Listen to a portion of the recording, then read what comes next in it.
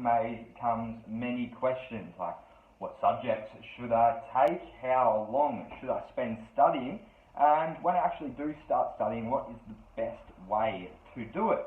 So you think, okay, I've got all this study to do, you open your books, take down notes, it's all going well, but then we get a notification on Facebook, and it's something very important that you have to respond to, so you respond and get back to your study, but then someone else responds, and so you have to get onto that, and then that's all sorted, so you can get back to your study distraction-free now. But then we get a message from John, and we all know that it is very rude not to respond to John, so you take care of that. Then once that's all done, you realise the time. Well, it's 6:28.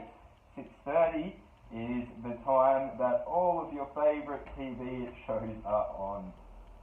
So we all know what the word for these things are. That's right, they are distractions. And so as well as distractions, there's stopping something and then doing that later.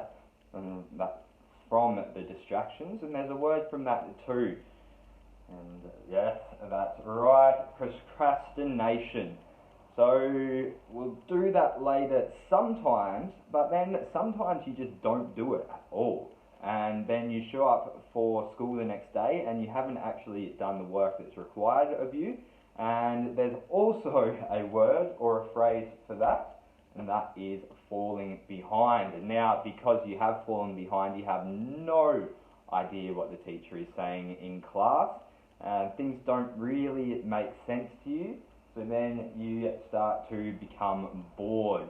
And so you start talking to the person next to you about their weekend, and because you're not understanding what's happening in class, you're not paying attention. But then when you leave class, you start to get stressed and pressured because you haven't taken in what you need to or done the work you need to do. And so this cycle starts to happen and the pressure starts to build. So you say, you know what, now I'll just do what I can do. But you may have a certain course you want, and therefore you need a certain grade to get into that course. And so what have you done by saying, I'll just do what I can do? You have lowered your standards.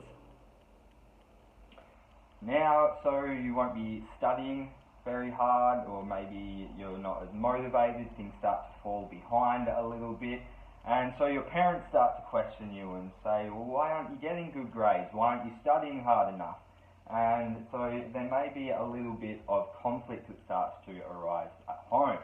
Now, all parents I've met at least want their kids to do well through all year levels, especially year 11 and 12, the crucial years. And so they want to do something about this. So they hire you a tutor. But if we just look at the costs, well, not so much the costs in money, but more so the costs in time associated with getting a tutor, it starts to add up. We have 3 subjects, then 1 hour per subject per week, and then 40 weeks per year. That all adds up to 120 hours of time with the tutor, or time wasted. Now, why am I saying this is wasted time? I mean, tutors aren't bad people at all.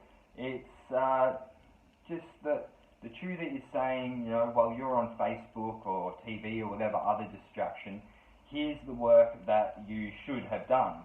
So they're basically, if you think about it, just repeating school. But the point of today is to say, well, wouldn't it be great if you got